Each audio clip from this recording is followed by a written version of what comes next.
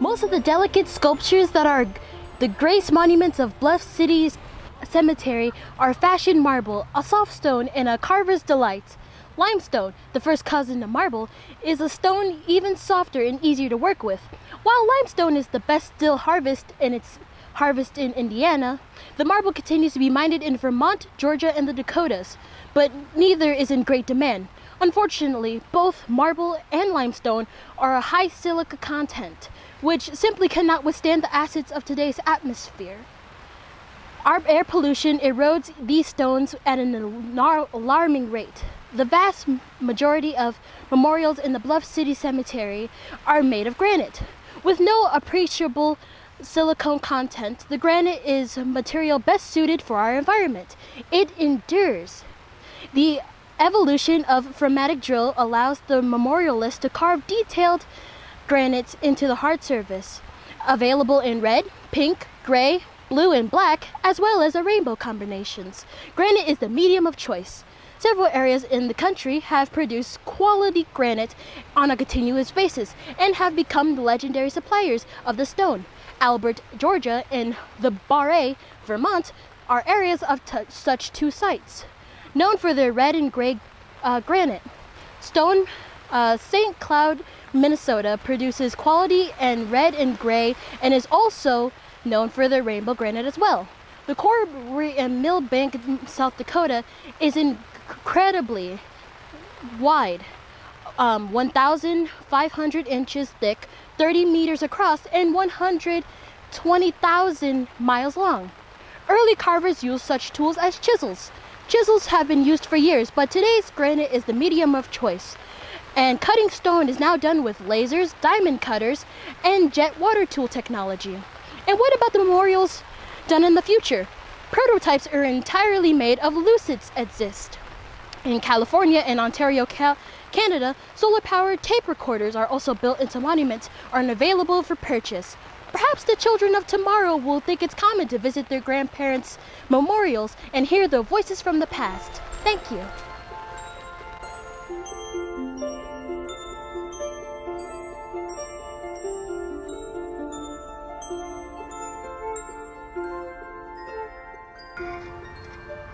Good morning and welcome. I am Trygve Rovelstedt. I welcome you here today. I was born on September the 27th of 1903, and yes, of course, you may wish me a happy birthday. Over the years, I recorded much of my life on Dictabelt recordings and in journals, and I'd like to read some of those to you today. My parents were Norwegian immigrants. My father was a watchmaker, and my mother busied her time with charcoal drawing and painting, so I come by art very, very honestly. I attended Lowry Grade School here in Elgin and then Elgin High School. I managed very well in my art classes and got the highest grades in all of them. Shortly after graduating from Elgin High School, I heard of a sculptor's studio down in Geneva, Illinois, on the estate of Colonel George Fabian and his wife Nellie, who was a graduate of the Chicago Art Institute. They had extensive grounds, and Nellie employed several artists to build up sculptures for those grounds, and she actually retained them and purchased their works from them. So I rode my bike down there, and I met with Mrs. Fabian, and she was very interested in a miniature sculpture that I had brought with me. So interested, in fact, that she called my mother and wanted me to start right away. And then, rather than have me ride my bicycle back and forth from Elgin to Geneva every day, they offered me space in one of their gardens to set up a pup tent. And I did that and took my meals in the mess hall on the estate with the rest of the Fabian help. Then my mother came across this article in the April 1922 edition of the American Magazine entitled, "A Wonderful Thing Happened to This Boy." And this was the story of renowned Midwest sculptor, lecturer, and writer Lorado Taft. His Midwest studio was located in Chicago, and my mother suggested that I go and see him, which I did, and I became his stage and studio assistant, building up for him in clay heroic statues and portrait statues. One Sunday afternoon, while listening to his lectures on art in the auditorium at the Art Institute, I looked up on the screen and saw an image of the famous niche of St. Louis, which I had modeled for him, and I heard him remark, "It is made by," and he paused and then continued, "You know, I can't remember his name, but people call him Trigg." Well, from that moment on, I made certain that he would remember my name. And when I wanted to become an instructor in a sculpture class, Taft sent me this letter of recommend dated October the 29th, 1926. "To whom it may concern, I take pleasure in testifying to the character, intelligence, and skill of my former pupil, Trigg V. Rovelstead. I have had many pupils, and he was among the best. Need I say more? Signed, Lorado Taft." Entering the University of Washington in Seattle in 1927, I won 4 years of sculpture credit in just a year and a half of attendance. A note in the margin. Truthfully, I learned all the mysteries of the sculptor's profession thanks to the influences of Donatello and Lorado, and developed my own broad style of portrayal. For me, bronze is the medium of the modeler. I like it best. My notes from the 1940s. I served the United States government in World War II as the very first medalist sculptor of the War Department. In fact, some of you may be entitled to the medals that I designed: the Women's Army Corps Service, or the WACS, the Bronze Star, the United States Legion of Merit, the Combat Infantry Badge, and the Screaming Eagle for the 101st Airborne. In 1946, I was asked to edit and design the American Roll of Honor for London, England's St. Paul's Cathedral. This great 500-page memorial volume contains the names of over 28,000 Americans stationed in Great Britain who gave their lives throughout the war. It was presented to St. Paul's on July the 4th of 1951 by General Dwight David Eisenhower, and you can see one of the illuminated pages behind me here. And you can also see the cover, which was done in red leather goatskin and gold leaf. In fact, the emblem here of Winged Victory holding a two-handed sword is also the very same emblem that graces my wife's and my tombstone back here. I remember writing this: "Monuments are not erected every day, but when they are, they should be the best." And you no doubt have seen my work, the Pioneer Family Memorial Statue here in Elgin, just south of the Kimball Street Bridge across from the new library building. That work was begun in 1930 when I received a commission from the city to cast the bust of the city's founder, Gifford. It eventually grew into that Pioneer Memorial statue, which features an infant and 4 adult figures, one of whom is modeled on James T. Gifford, the other younger pioneer modeled on me. These 12-foot tall statues stood in my studio on Ryerson Avenue for a very, very long time. Over the 70 years that it took to finally have it cast and put on display, I never gave up hope that it would. The statue eventually will grow up, I said. It's like an oak tree. Its growth is slow, but it's a mighty great thing when it matures.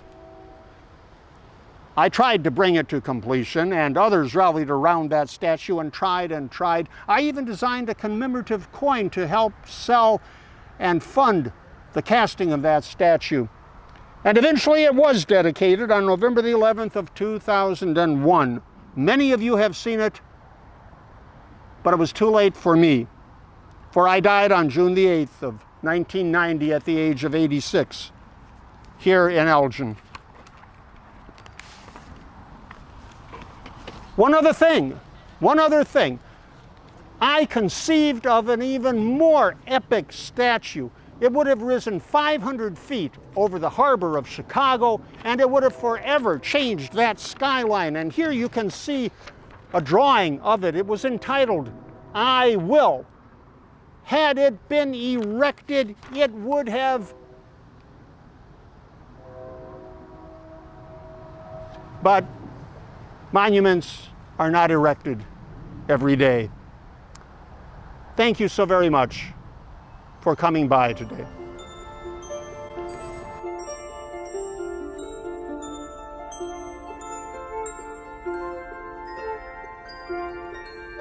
Good morning, everyone. Your stop here presents you with a challenge. How many of you here have attended the cemetery walk before? Good, then you know many of the meanings of the monument symbols already. We'll need your knowledge to help us today. We have a very short time to identify 11 monuments. You have passed some of these already on the walk today, and some of them you will pass by as you continue on your tour.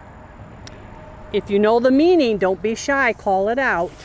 This is the Raymond Monument. You see the stump of a tree. And what does it designate? Yes, death, cutting life short. The ivy is a symbol of faithfulness and immortality. The peeling bark, another symbol of death.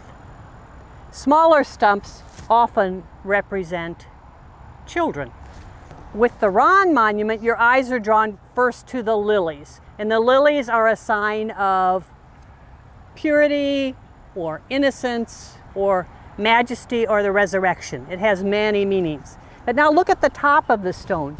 You'll see the links of a chain with the initials FLT, standing for friendship, love, and truth. And an eye, the seeing eye of God. You might also see the initials IIOF under the chain link. The initials stand for, yes, the Oddfellows, Independent Order of Oddfellows. The next one, Carlson. Here's another stone designating a fraternal order. This one is not for the Oddfellows, but for the Shriners. The Mackey Monument, what does the palm represent? Spiritual victory and eternal peace. With the Krenz Monument, we have grapes and a grapevine, and those symbolize Christian faith. In this one, we have the ivy, which was also on the Raymond tree, and we know that that stands for faithfulness and immortality, but this one also has oak leaves, and they represent power, authority, and victory. The Rorson stone, the tulips symbolize love and charity. On the Cruz Monument, you see beautiful roses carved on the monument with a passage, and that symbolizes hope and unfailing love. The scroll represents unfolding life, and sometimes the scroll is scrolled farther down if it's a younger person who is deceased. The shells near the bottom symbolize the resurrection. Notice the drape carved over the top of this stone. That represents sorrow and mourning. You can't miss the Leith Monument. You will pass this on your route today. The bench is called an exedra or exedra, depending on who you ask, and it symbolizes rest and repose, quite fitting for the owner of a furniture store. The urns on either side are common symbols. They represent the body as a vessel of one's soul. And the last one, here's a modern monument that you already passed. It's using a laser technique for adding symbols. These aren't traditional symbols, so we'll have to guess their meaning, but I believe you'll be able to do that. Kenneth has a parachute and the word Korea by his name, so evidently he must have served in Korea as a parachuter, I suppose. And Carlene has a sliced pie by her name, so she must have been quite a baker or enjoyed baking at the very least. I wish I had known Carlene. Now we need to think about epitaphs, and I want you to consider what you would put on your headstone. An epitaph is a commemorative inscription on a monument, and it gives us insight into a person's personality. Many of them are religious or reflective of family and friends. But there also are humorous ones, and I have a few humorous ones. They're not in this cemetery, but think about what you want on yours. On the 22nd of June, Jonathan Fiddle went out of tune. Or Here lies Ezekiel Akel, age 102. The good die young. And one of my favorites, I told you I was sick. Now, what will your epitaph tell you others about you? Thank you for coming.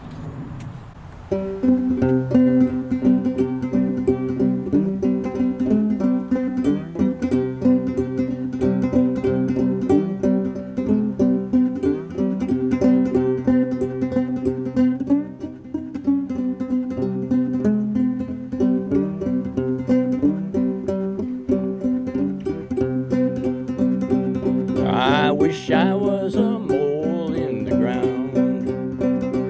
I wish I was a mole in the ground.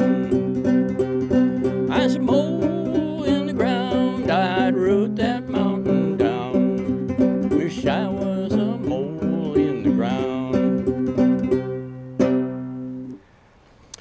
Well, the only thing in common between that song and this vault is the vault was created around 1903. The song was first heard in around 1900. Built in 1903 at a whopping $3,779.15, what looks like a cave was actually the holding vault for Bluff City Cemetery and has a capacity to store 60 caskets.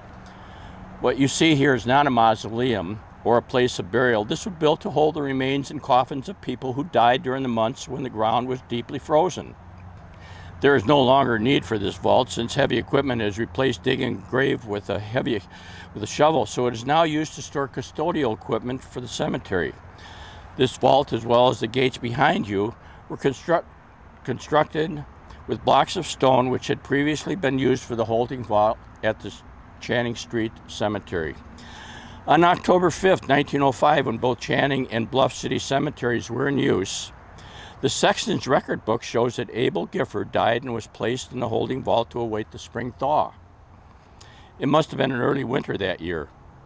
In the spring of 1906, when the family was preparing to bury their loved one, the city of Elgin declared that Channing Cemetery would no longer accept burials. This upset the family, and the battle between the Giffords and the city began and continued on through the spring, summer, and winter of 1906 actually. Finally, after the spring thaw of 1907, Abel was allowed to rest in peace, but in Bluff City Cemetery against the wishes of the family. You have to keep in mind that James T. Gifford donated the land for the original cemetery on Channing Street with the stipulation that if that land was ever used for anything other than the cemetery, it was to revert to the family and its descendants. Now, I'm sure you are curious about the interior of the holding vault, which is seldom seen by the public. The temperature is quite steady, both winter and summer, due to the fact that it is underground. You can see row upon row of face plates along the walls. Each plate was intended to be a shelf to store remains and had a place for a lock to prevent a mix-up. In addition, each coffin was tagged with the name of its inhabitant. Air flows freely around the shelves, and there are vents on the roof to allow more exchange of air. In the rear of the vault, you will notice a large archway that has been bricked over. You can let your imagination run wild as to what is behind that brick wall. You will also observe the excellent workmanship and material used on the floor and the walls, even though it was never meant for public viewing. Please allow me to let you enter so you can get a feeling of the vault itself. Staying beyond a couple of minutes will create undue stress on the ghosts that linger there, however. So please follow me.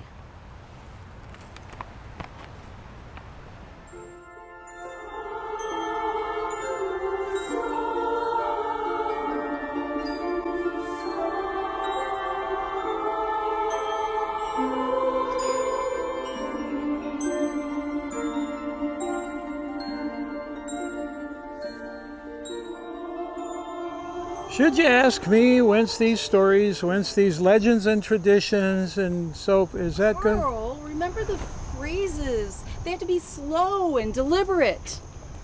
Okay, right. Try to count to 3 in between each line. 1, 2, 3. Okay. And don't forget to emphasize the words. Here, we wrote them down right here. See? Okay. All right. Are we ready? Yes. Okay.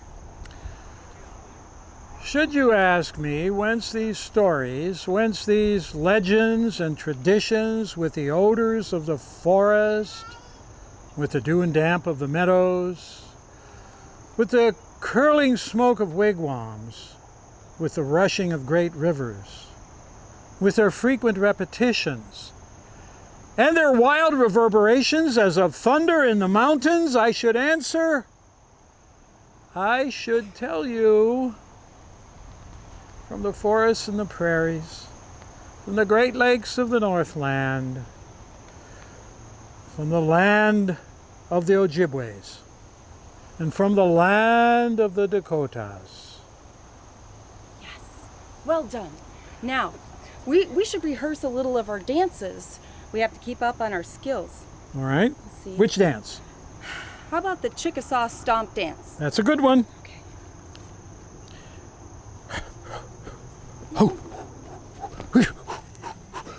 Ow! Maud! You stepped on my foot again. There are people. Oh. Welcome. We are so glad that you're here today, and we're happy to tell you all about a pageant that we produce here in Elgin at Camp Big Timber. This is my husband, Carl Parlaska, and I'm Maud. Now, Carl is better known as Injun Parr, and that's because, well, why don't you tell him? I don't mind that they call me Injun Parr. Even though my father was a German immigrant, I have always loved the West. Actually, I was born on one of my parents' frequent hunting trips in Montana. That's right.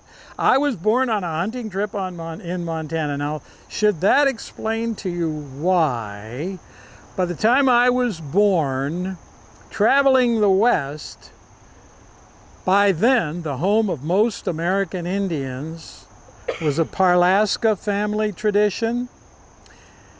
Of all the things I saw when I was a boy, I was most captivated by the Indians' way of life, by their Indian villages, by their people, and mostly by their traditions.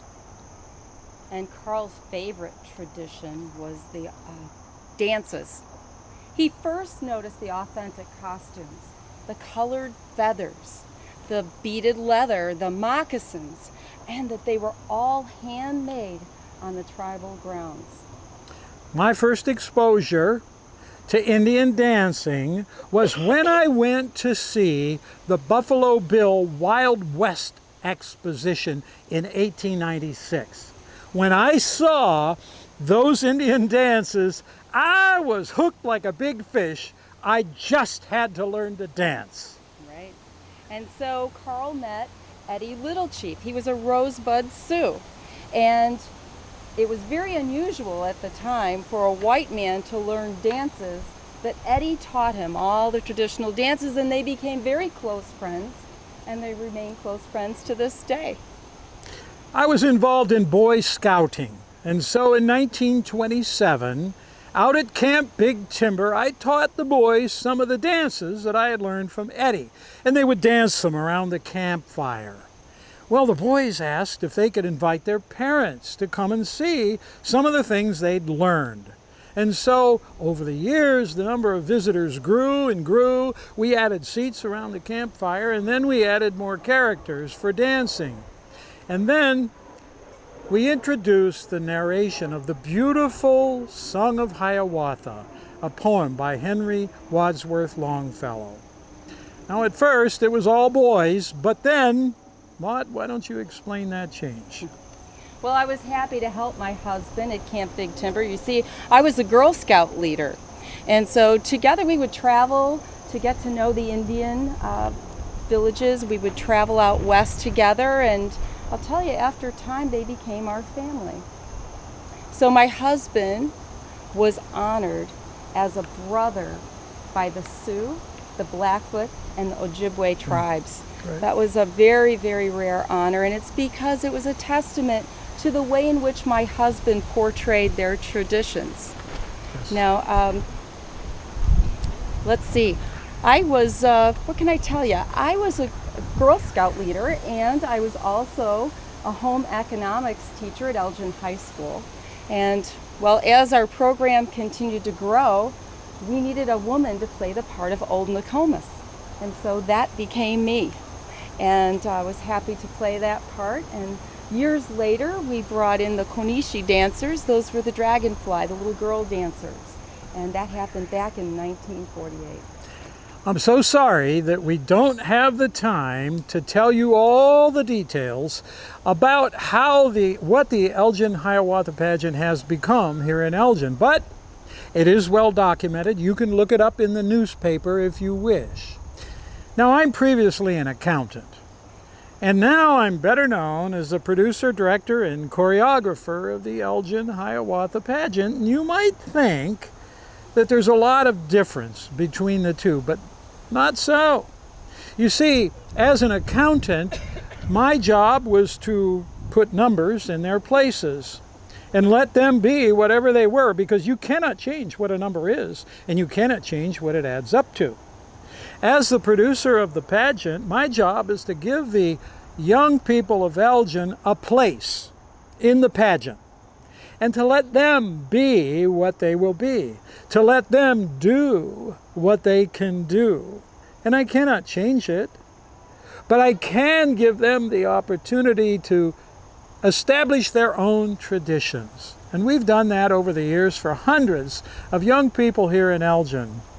And so, today, should you ask me whence these stories, these legends and traditions, I should answer.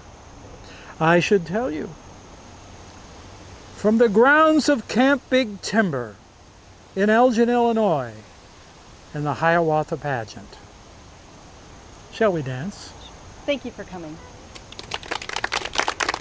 Absolutely can't do it on the hip. Tumble over. Thank you very much for coming.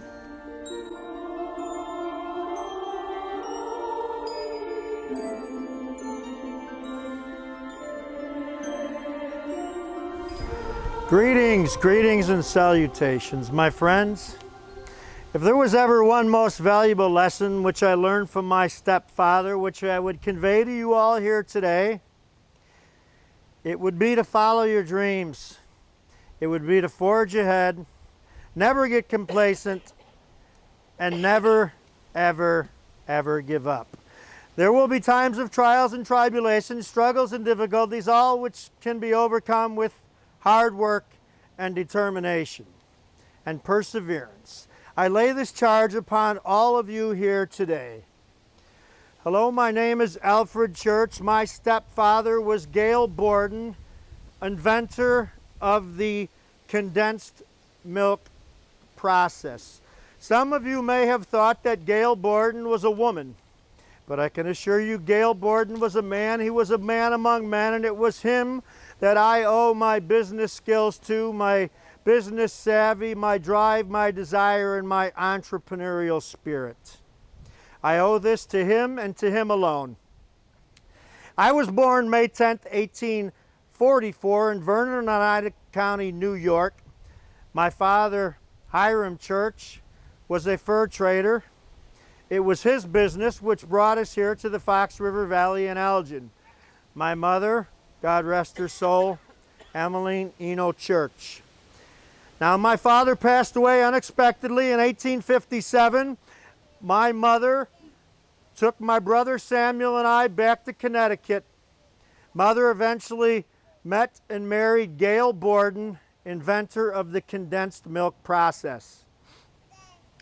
Now, as aforementioned, Gale Borden was a dreamer. Gale Borden never gave up on his dreams. Gale Borden was persistent. He never, ever gave up, ever. One of Gale Borden's ideas that we still laugh about to this day was he thought he could put a sail on a wagon and have a wagon that would run on both land and water. This idea made him a virtual laughingstock. Another one of his ideas was the meat biscuit. Honey, can you imagine? Honey, pass me the meat biscuits. The meat biscuit was dehydrated beef surrounded by flour and then baked, and it was labeled unpalatable. But In 1856, he did acquire a patent for the process of condensed milk. He did this by removing the water in the milk in a vacuum and adding sugar. The benefit of it was that the condensed milk would not spoil and it could be shipped over long distances. So hence, it made Gail Borden a very, very rich man. Now, my mother urged Gail Borden to build a condensing plant here in Elgin, and we did so in 1865, where I became the superintendent. It was on the corner of North and Brook Street, and the building was actually still standing up until about 25 years ago.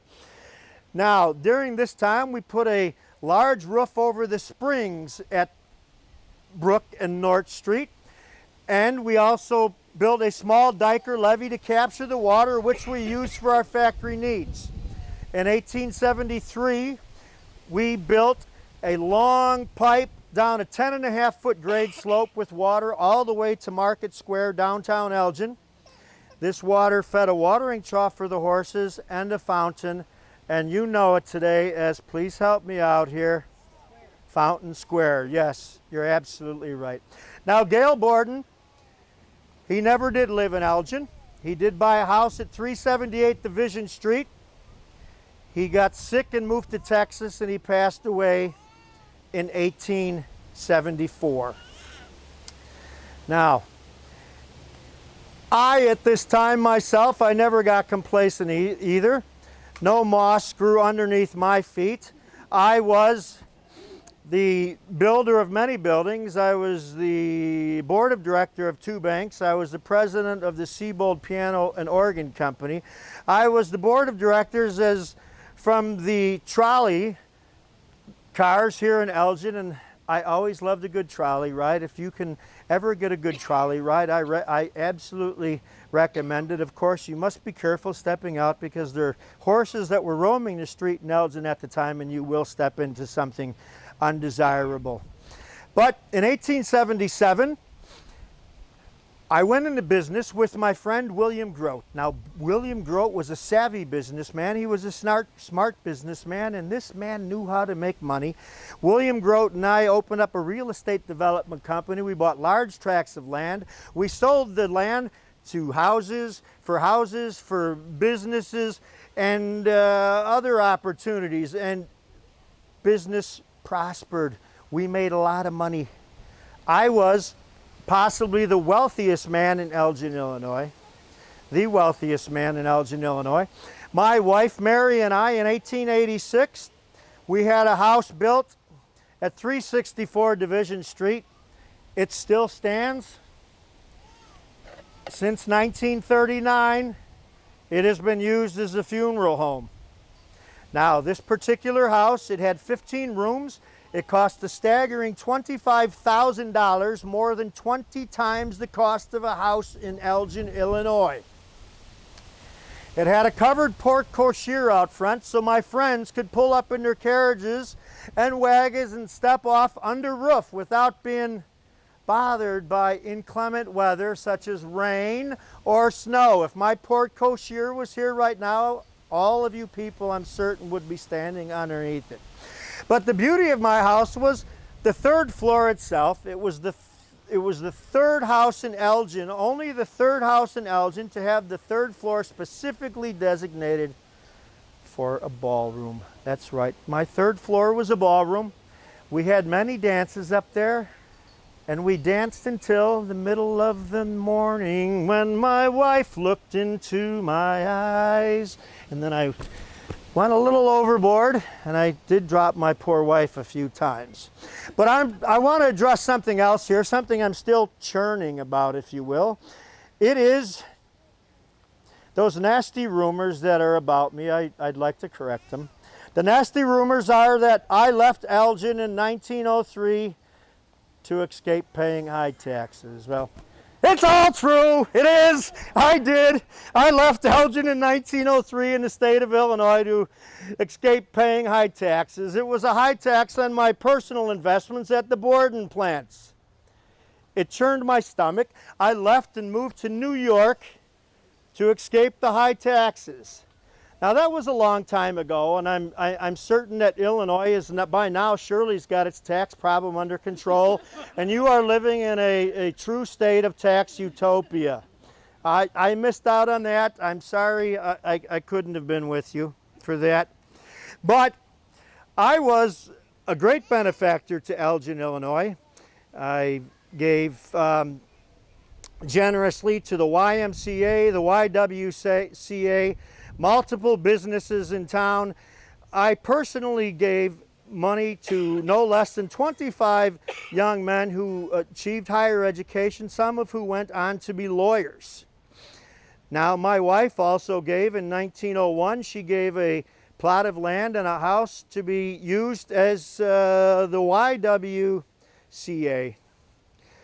My death came in 1911 due to acute indigestion and what they called other diseases. I'm still waiting to hear from my doctor what the other diseases are. You know, sometimes the test results take a long time. Now, upon my death, I was attributed as being the greatest benefactor Elgin ever had. I had 500 friends, relatives, and neighbors, and business associates attend my funeral at the First Congregational Church. My wife herself died in 1915. My only son, Alfred, died in 1935. Folks, I can tell you this, that Elgin has afforded me great opportunities. I have fulfilled my personal life here in Elgin, Illinois. I have fulfilled my business life and opportunities here in Elgin, Illinois. Again, if I can offer you anything, it's to find your own dreams, never get complacent, never give up, forge ahead, and never, ever, ever give up. And thank you for that. Oh, and lastly, please go to your local grocers and buy Borden's Eagle brand, still on the shelves today. Thank you.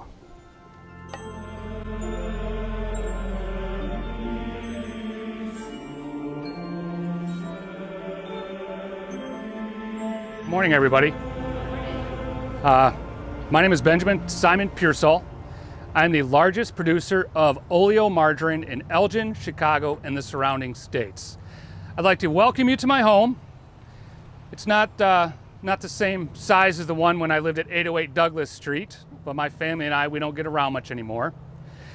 I was born in Otsego County, New York in 1866. My father was Edwin and my mother was Helen. I moved out to Illinois and I settled in Huntley and worked for George Peck. George Peck's mausoleum is right over there that you'll walk past on the way through. I would do a quick stint in Colorado, and then I would come back to Illinois, settling in Elgin when I was about 20 years old. 1892 would be a big year for me. I started to work for my uncle at the D.E. Wood Butter Company, and that's where I would learn the butter business, which would pay off with great rewards. You'll find out at the end of this. I was also a member of the Elgin Home Loan Association, the YMCA, the Bank and Trust, and there's so many that I can't remember them all. But in the meantime, while I was doing all that, I found time to court Leah Irene Calkins. We would marry and have 5 children. We would have Richard, Raymond, Claire, Mary, and Alice. Alice would give me 2 amazing grandsons. John, who's in the top left corner up here, he passed away at 4 years old. George passed away at 6 months. They both died together January 23rd in 1932 at the hands of their nanny. If you ask me later, I'll tell you how it happened. Anyways, yeah, at the time, I can tell you that was a rough time in my life. Living in Elgin, I knew that Elgin needed change, so I decided I was going to run for mayor. And I went up against A.E. Price. Some of you may have heard of him. Okay, he won. 4,500 votes were cast. I lost by 88 votes. Now, here's why I think I lost. A.E. Price was a no and drunk. I was a no and dry. A.E. Price, I believe, was paying off saloon keepers, saloon keepers were giving free alcohol to certain cities, to certain city employees. So I lost the election. I was also, I have the golf club. I'm a big member of the Elgin Golf Club because I loved golf. On the 10th fairway was an oak tree. That oak tree would unleash my notorious temper. One night or one day when people showed up at the golf club, they would find that oak tree had been cut down during the night. That mystery has never been solved. I believe, between you and I, it was the disgusting sots who built a cave on the 10th fairway, and it had tables, chairs, and shelves for illegal spirits. Now, as a founding member of the Anti-Saloon League, I didn't really like the fact that they were drinking on the golf course. At the time, the golf course was going through some demolition, so to speak, and there was dynamite there. And one day when people showed up, the cave had been blown up by the dynamite. I'm not really sure how that happened either, but it did happen. In 1890, after working for my uncle for 14 years, I would start the B.S. Pearsall Butter Company in 1907. It was valued at $350,000. A year later, I would buy the D.S. Wood Butter Company from my uncle, and B.S. Pearsall would then have a value in 1908 of $5 million. Yeah, right. I would go on to Chicago, and in Chicago, I would come back and be diagnosed with spinal meningitis. I would pass on January 3rd, 1935. My son Raymond would take over the business, and in 1945 he sold the business to Shedbar-Truce of Detroit. In 1959, Shedbar-Truce would sell it to Unilever, and then Unilever would dissolve it into another company whose name I can't think of right now, unfortunately, in 1984 with a value of $80 billion. You know my company as I Can't Believe It's Not Butter. You know it today. I'll tell you one more story. My wife and I went on a trip to the Caribbean, and I had a man bring back 2 suitcases of gifts. It was during Prohibition, so he dropped those suitcases off at the Elgin Police Department and told them that he had 2 suitcases full of fancy cordials for Mr. Pearsall. Well, the Elgin Police Department thought this was a little strange considering Mr. Pearsall is not a drinker. So they opened up the suitcases and they discovered that the man was correct. He had 2 suitcases full of fancy cordials, but they were both of the non-alcoholic kind. That's all I have. Thank you. You want to know how they died? She put, his daughter Alice married Richard Heisel. They moved up to Park Ridge, I believe. And the nanny put towels under the doors and gassed the 2 kids. And then she hung them in their bedrooms to make sure they were dead and then hung herself. My understanding is because nobody can have those kids but me. She was crazy. Yeah.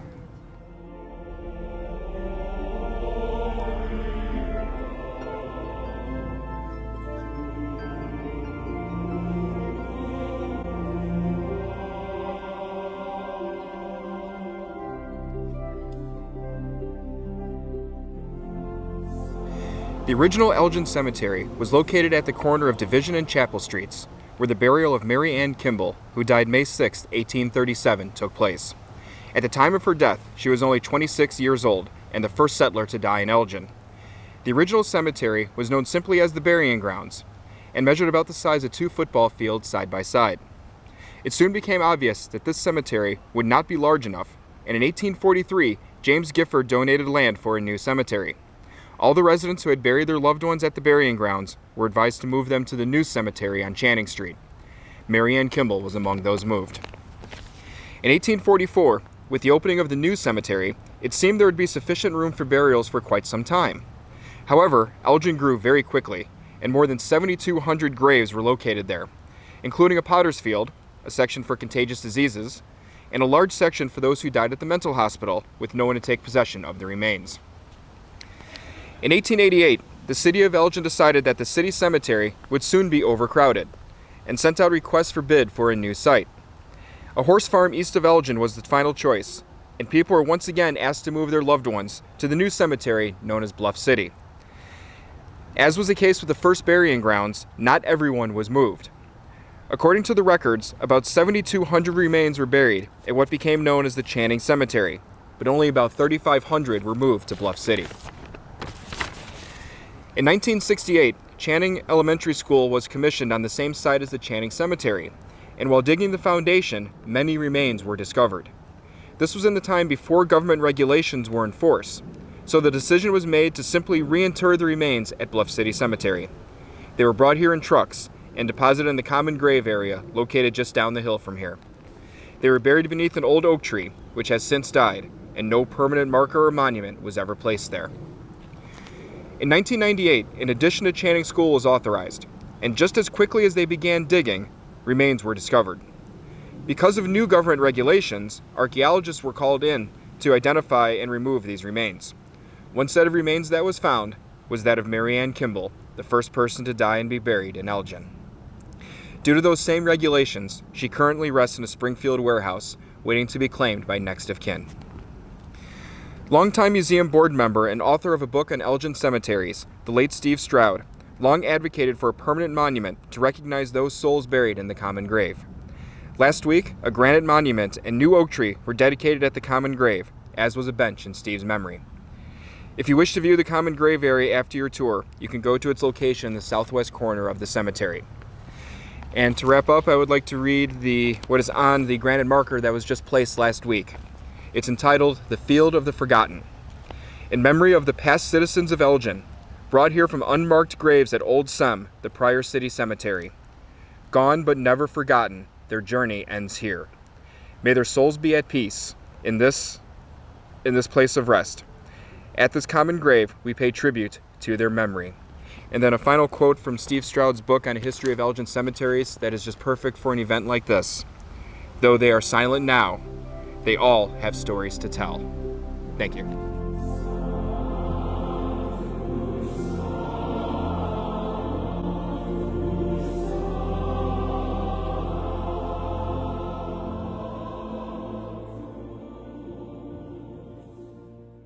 Good afternoon, neighbors. My name is Laura Bray. I was born April 5th, 1889 in Illinois. I am the youngest of 5 children of Frederica and Wilhelm Bray.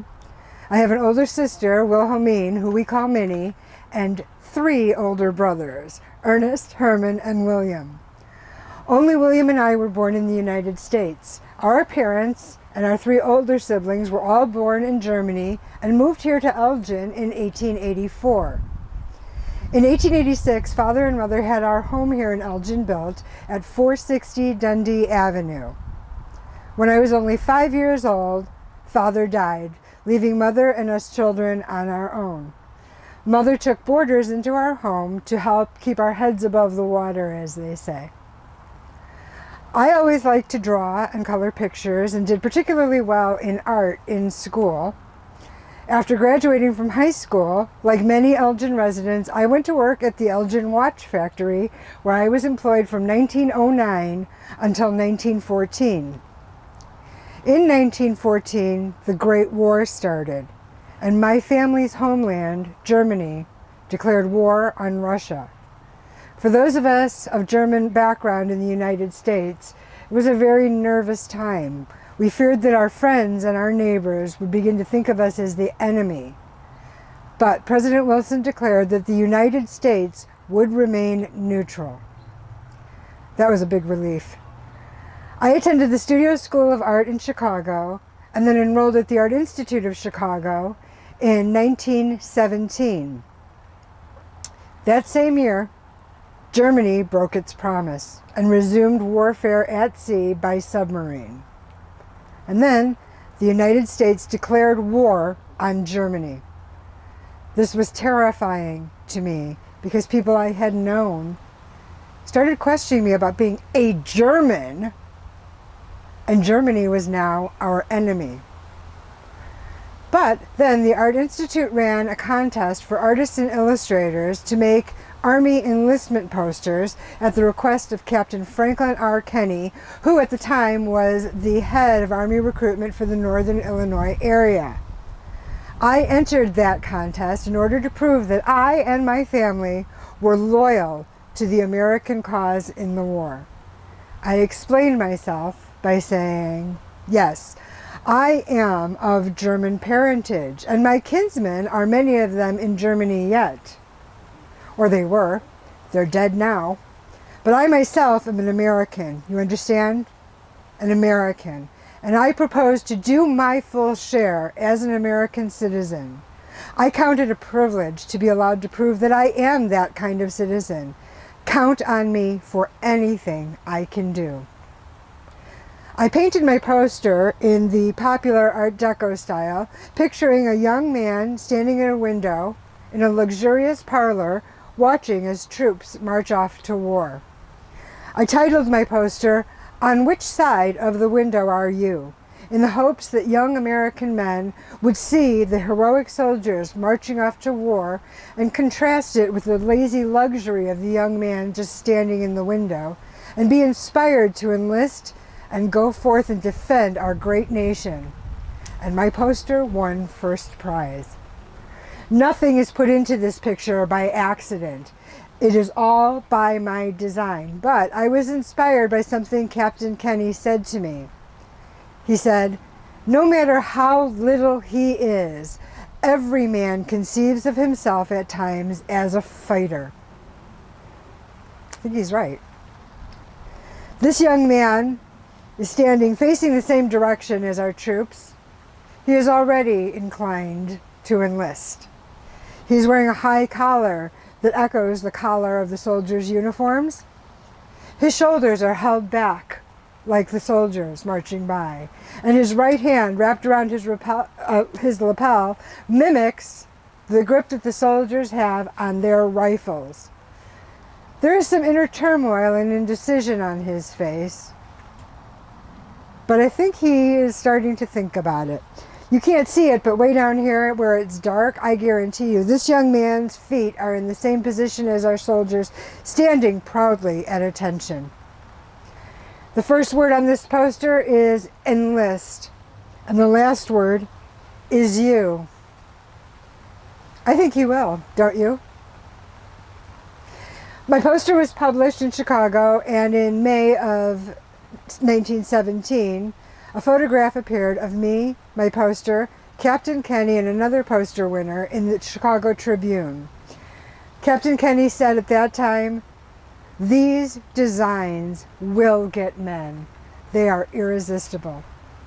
I was later commissioned to create designs for Christmas cards for the Red Cross to send to our soldiers overseas, and my designs were very well received. In 1932, I was asked, in 1919, I skipped a whole half a decade there. In 1919, I graduated from the Art Institute, and I won one of the Franklin Magnus Brand Awards for composition. In 1932, I was asked to come to the Elgin Academy to teach freehand drawing. In addition to doing that, I also became the art editor for the yearbook and the school newspaper. I did a lot of freehand illustration for magazines such as High School Life, greeting cards, church bulletins, even illustrated some children's books. After leaving the Elgin Academy, I moved to Chicago, where I continued to do freelance illustration as well as work for the Illinois Bell Telephone Company, which I did until the 1960s, when I retired. From the 1960s to the 1980s, I lived quite quietly in retirement until, at the age of 91 years, I passed peacefully in December of 1980. You know, Bluff City Cemetery is a perfect place for me to be. From where I lay, you can see just across the road there is a memorial to the soldiers of that great war. And over my shoulder, down the hill, there lie the men who were killed in that great war, and the men and women who were killed in the many wars that were yet to come. But here, together, we rest peacefully. Thank you.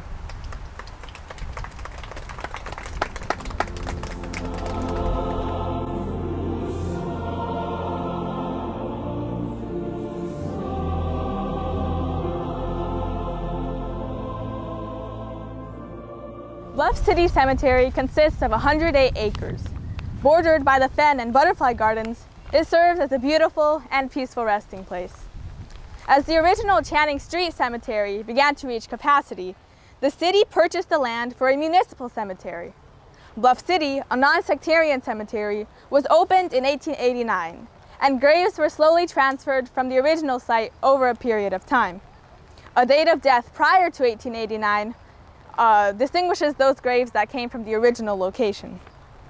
On March 20th, 1930, a monument was erected near the front entrance to honor the founder of Elgin, James T. Gifford. The monument, designed by Frederick Egbrecht, stands 5 feet 6 inches tall and weighs 13,600 pounds. The pioneer spirit is captured by the inscription, "Westward Ho." James Gifford founded Elgin in 1835. The original caretaker house was located opposite where the main office stands today. Built in 1892 by W.W. Abel, the house was occupied by Albert Markoff. Choosing not to follow his brothers in the family tradition of bricklayer and stonemason, Mr. Markoff was the first caretaker of Bluff City Cemetery and was responsible for laying out the first 12 sections of cemetery plots. On May of 1896, around 2 a.m., the Markoff family was awakened by a terrible storm moving through the area. As the family attempted to move to safety, a tornado struck the chimney, tumbling all the blocks down. Thankfully, no one was hurt, and the family found safety in one of the stone vaults during the remainder of the storm. Many caretakers over the years have left their quiet influence on Bluff City Cemetery. Another was Marvin Schmidt, who worked as caretaker for 30 years, from 1955 to 1985. Marvin Schmidt is credited with the yearly tradition of the Avenue of Flags. A Bluff City tradition since 1968, flags are displayed a few days before and after Memorial Day to honor our servicemen and women. At the central gate on top of the hill sits the Hendy Brown Monument. This monument, made of Italian marble with a kneeling angel bearing a cross, was purchased by G.P. Lord to honor the memory of his Marcy Hendy in 1885. In 1889, the Italian government requested and received permission from Mr. Lord to transport the monument to the Paris exhibition to honor Italy's most talented sculptors. The Italian government bore the expense and responsibility of transatlantic transport to and from the exhibition. I hope you will enjoy your visit today and will come back to visit the cemetery often. Thank you.